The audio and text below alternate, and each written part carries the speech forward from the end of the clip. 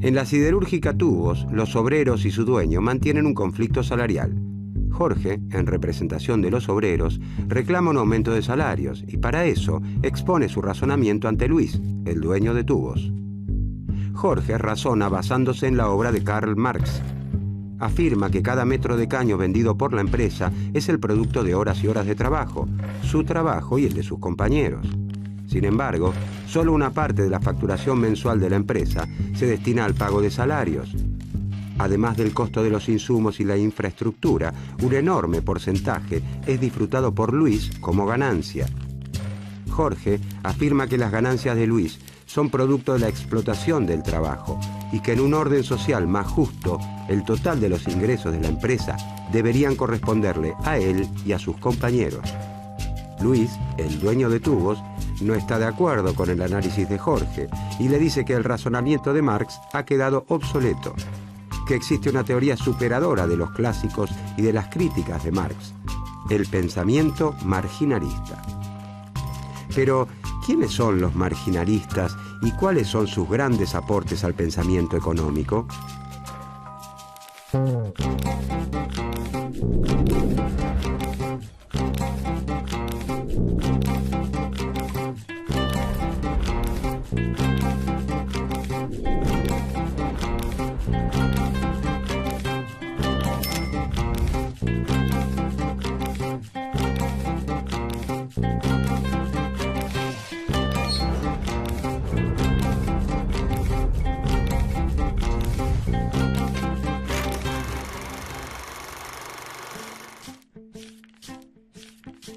Para comprender el surgimiento del marginalismo, hay que saber primero qué ocurría hacia fines del siglo XIX.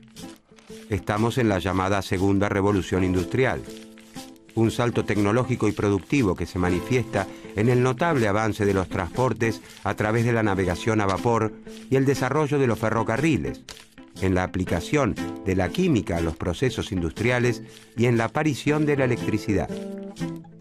El desarrollo de la economía mundial provoca la concentración del capital en grandes empresas que pasan a dominar grandes mercados. Los países más poderosos como Gran Bretaña y los Estados Unidos organizan el sistema económico mundial en función de la llamada División Internacional del Trabajo. La instalación de grandes fábricas que emplean a miles de trabajadores consolida una importante clase obrera. Para defender sus derechos y satisfacer sus necesidades, la clase obrera tiende a agruparse en sindicatos y en partidos políticos. Las organizaciones revolucionarias se unen a los reclamos obreros. Las luchas se reproducen en todos los países capitalistas avanzados. A partir del análisis de los economistas clásicos y fundamentalmente de la crítica marxista, se deducía que la desigualdad en el reparto de la riqueza se fundaba en la explotación de los trabajadores por parte de los capitalistas. Se hacía necesaria entonces una teoría que explicara la desigualdad y que de alguna manera la justificara.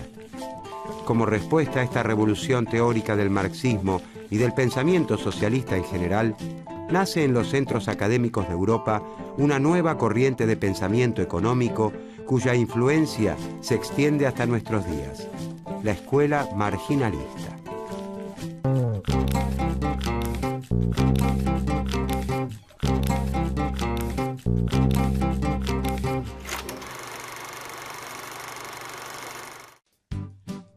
La escuela marginalista nace a fines del siglo XIX en Europa con la publicación casi simultánea de las obras del francés Léon Walras, el inglés Stanley Evans y el austriaco Karl Megger. Sin embargo, es el economista inglés Alfred Marshall quien hacia 1890 publica sus principios de economía y concreta la consagración del marginalismo al sistematizar el trabajo de los tres pioneros, integrarlos con los aportes de los grandes pensadores clásicos e instalarlo en Inglaterra. También se conoce a esta corriente de pensamiento como escuela neoclásica, buscando señalar una continuidad con los primeros grandes pensadores de la economía. Sin embargo, la revolución marginalista busca alzarse contra el sistema clásico y sus implicancias políticas. Es más parecido a un quiebre que a una continuidad. Marshall se transformaría en el primer intelectual en sustituir a David Ricardo como exponente indiscutido de la teoría económica británica. Su obra llega a imponer una nueva visión dominante de la economía. Con el correr de las décadas, las academias de economía de casi todos los países occidentales pasarían a cultivar una ciencia única, a utilizar un mismo lenguaje. La expresión economía política se reduce solo a economía. La política no solo desaparece como palabra, también se excluye del análisis los conflictos de intereses y la explotación que ocupaban un lugar central para los socialistas. Los marginalistas reinventan la ciencia económica sobre fundamentos que eliminan las referencias al conflicto social. Precisamente, el recrudecimiento de los conflictos en las calles y en las fábricas hace que los ambientes académicos, políticos y culturales se muestren especialmente receptivos a abrazar una nueva teoría en la que no existen oposición de intereses entre capitalistas y trabajadores, sino que rige la armonía social.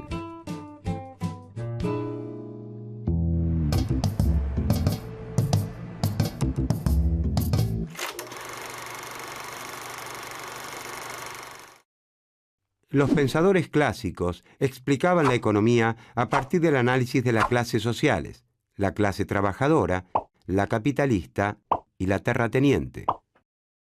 Por su parte, Marx procuró demostrar cómo la clase capitalista se apropiaba de gran parte del valor de las mercancías por el hecho de ser la dueña de los medios de producción, y cómo la clase obrera, por no disponer de estos, no tiene otra alternativa que vender su fuerza de trabajo.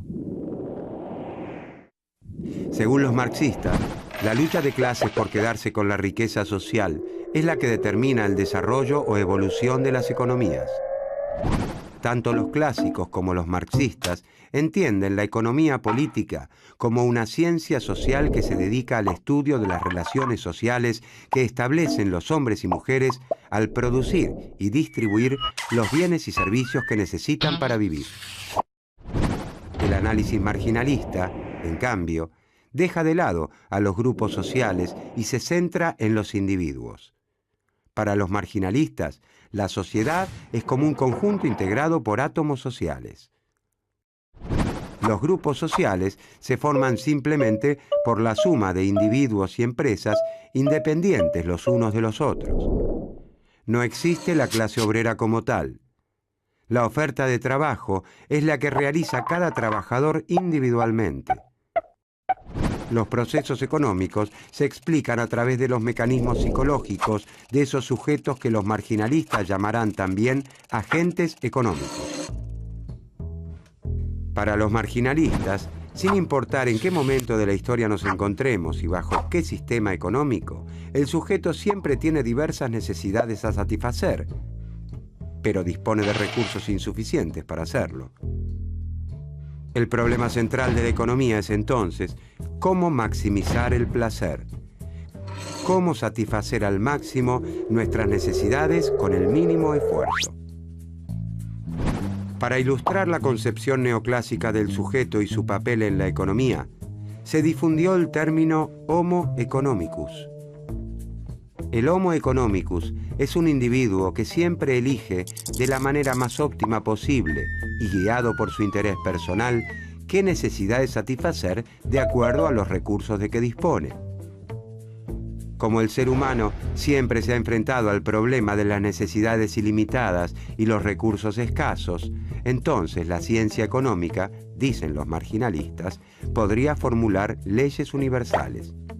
Leyes que se cumplan en todo tiempo y lugar, como la ley de la gravedad. Al equiparar a la ciencia económica con las ciencias naturales, ya no se las podía juzgar ni atribuirles elementos éticos o apreciaciones subjetivas. Las leyes económicas pasarían a ser absolutas y objetivas, como las leyes de la naturaleza.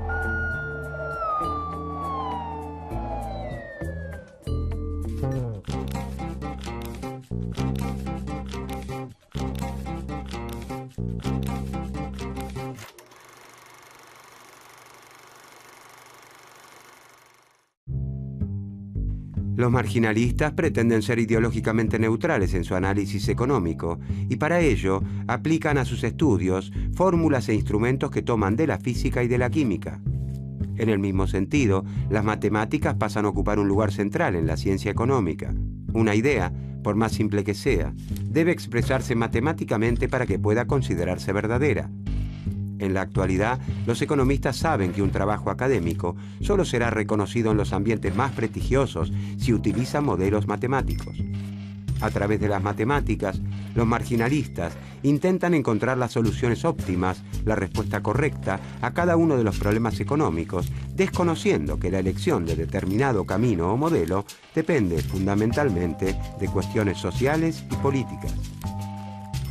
Para los marginalistas, esas leyes universales que rigen la economía se derivan de la misma manera que actúa un científico en su laboratorio, aislando y simplificando las variables más importantes de los problemas económicos. Ahora bien, el problema no es la realización de simplificaciones, sino la distancia que puede existir entre esas simplificaciones y la realidad. Si la distancia es demasiado grande, es posible que se esté analizando una realidad virtual o imaginaria, sin punto de contacto con el mundo real. El supuesto principal en que se basan los análisis marginalistas es considerar que los mercados, si no interviene en ellos el Estado o alguna corporación, tienden por sí mismos a una situación de competencia perfecta. En un mercado de competencia perfecta, ningún empresario o consumidor tiene poder por sí mismo para modificar los precios. En un mercado de competencia perfecta, no existen los sindicatos, ni los grupos de presión, ni los carteles de empresas, ni otro tipo de grupos sociales que son tan habituales en nuestros días, pero que también existían a fines del siglo XIX, en los tiempos de los primeros marginalistas.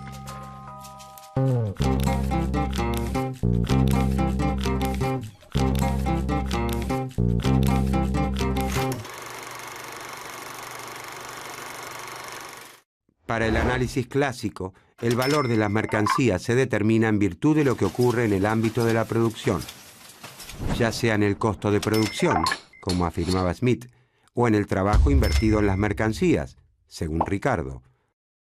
Entonces, para los economistas clásicos, las mercancías llegan al mercado con un valor objetivo dado por sus condiciones de producción. Los marginalistas desarrollan una teoría opuesta, la teoría subjetiva del valor.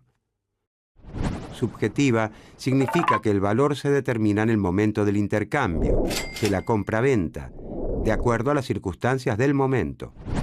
El valor surge entonces del juicio del consumidor acerca de la utilidad de los bienes. Para los marginalistas, en las mercancías no hay nada objetivo que determine su precio. De esta manera, dejan de lado la discusión acerca de la explotación del trabajo humano.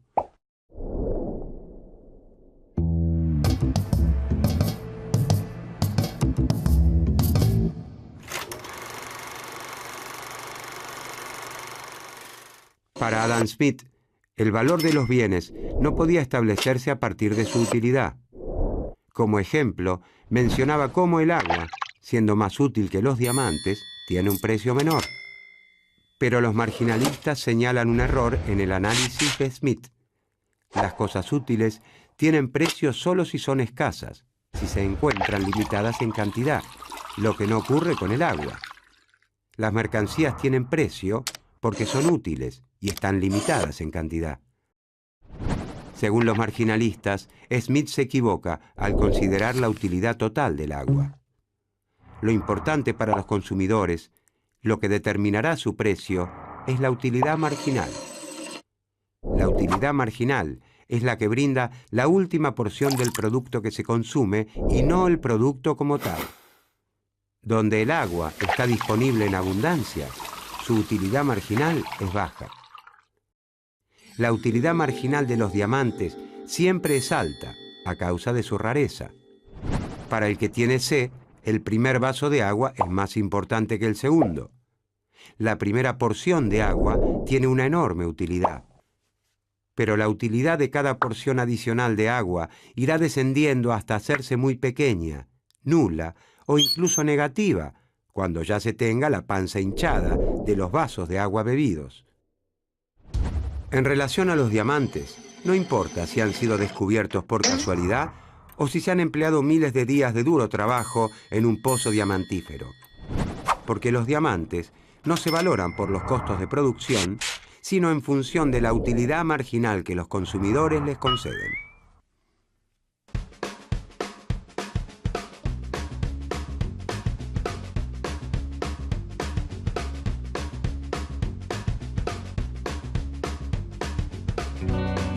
Luis, el dueño de la siderúrgica Tubos, se muestra en desacuerdo con el argumento de Jorge, que justifica su reclamo salarial de acuerdo al análisis marxista de la explotación, la plusvalía y la lucha de clases. Luis, que adhiere al análisis marginalista, en primer lugar no reconoce la lucha de clases, porque las clases sociales no ocupan ningún lugar en economía y se debe considerar a todos los hombres como iguales ante la ley de la oferta y la demanda. Para Luis, el trabajo, la tierra y el capital se venden en el mercado al igual que cualquier otro bien. Él los llama factores de producción. No cree que alguno de ellos sea particularmente poderoso y considera que sus precios, es decir, los salarios, las rentas y las ganancias, surgen de la oferta y demanda que exista de ellos en cada momento. Es el mercado el que determina cuánto debe ganar cada uno de acuerdo a lo que cada uno aporta a la producción. En el caso de los caños, fue el mercado el que determinó qué salario debía pagar su empresa por cada unidad producida. Luis afirma que estará dispuesto a incrementar el salario de Jorge y sus compañeros si incrementan la productividad de su trabajo. Y como en el mercado todos participan en un pie de igualdad, afirma Luis, lo justo sería que él pudiera discutir el problema salarial con cada trabajador por separado. ¿Habrá convencido Luis, el dueño de la siderúrgica Tubos, a Jorge con sus explicaciones? ¿Qué más tiene para aportar la escuela marginalista sobre la distribución del ingreso?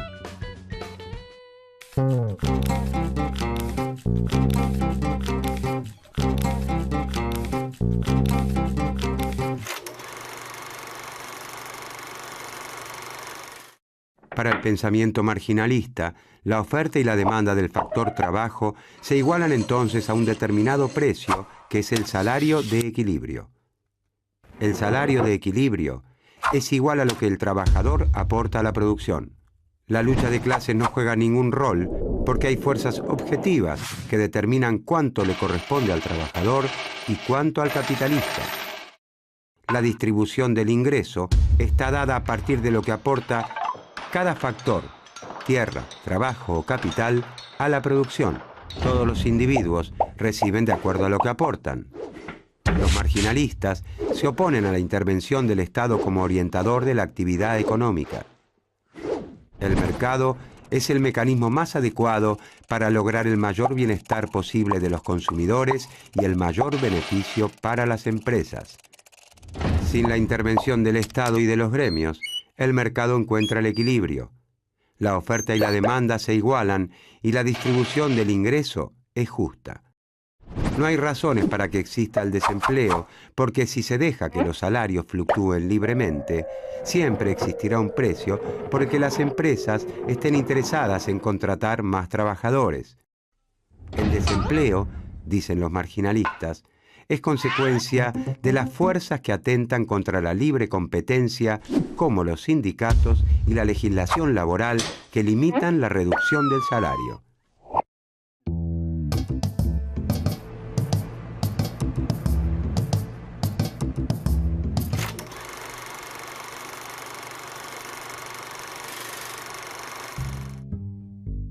Los primeros autores marginalistas han tenido una influencia decisiva en la formación de la teoría económica moderna. Desde comienzos del siglo XX se erige un sistema teórico nuevo, empeñado en demostrar la existencia de leyes económicas universales, y es el que predomina a grandes rasgos en la actualidad. El mercado se transforma en el gran organizador de la actividad económica. Todo parece explicarse y resolverse en el mercado. Sin embargo, ha demostrado sus límites. En la historia económica del siglo XX han sido numerosas las situaciones en las que los mercados no pudieron dar respuesta a los problemas que se presentaron.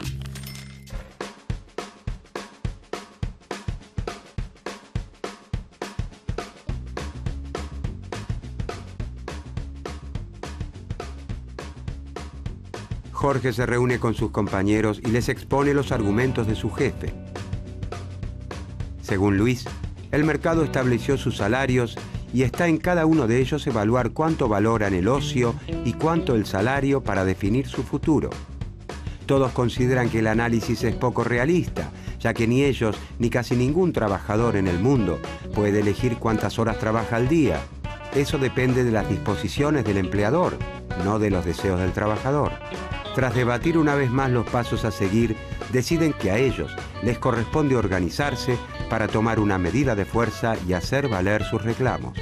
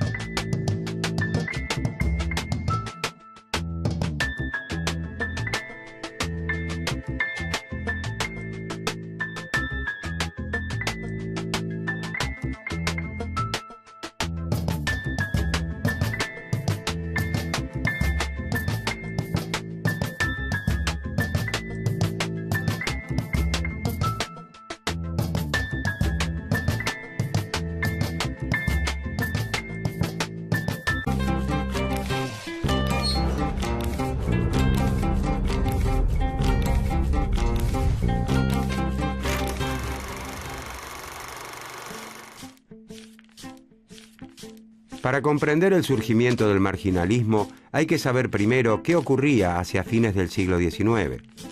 Estamos en la llamada Segunda Revolución Industrial.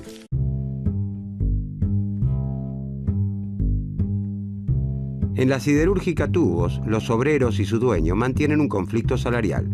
Jorge, en representación de los obreros, reclama un aumento de salarios y para eso expone su razonamiento ante Luis, el dueño de Tubos. Jorge razona basándose en la obra de Karl Marx. Afirma que cada metro de caño vendido por la empresa es el producto de horas y horas de trabajo, su trabajo y el de sus compañeros. Sin embargo, solo una parte de la facturación mensual de la empresa se destina al pago de salarios. Además del costo de los insumos y la infraestructura, un enorme porcentaje es disfrutado por Luis como ganancia. Jorge afirma que las ganancias de Luis son producto de la explotación del trabajo y que en un orden social más justo, el total de los ingresos de la empresa deberían corresponderle a él y a sus compañeros. Luis, el dueño de Tubos, no está de acuerdo con el análisis de Jorge y le dice que el razonamiento de Marx ha quedado obsoleto, que existe una teoría superadora de los clásicos y de las críticas de Marx, el pensamiento marginalista. Pero, ¿quiénes son los marginalistas y cuáles son sus grandes aportes al pensamiento económico?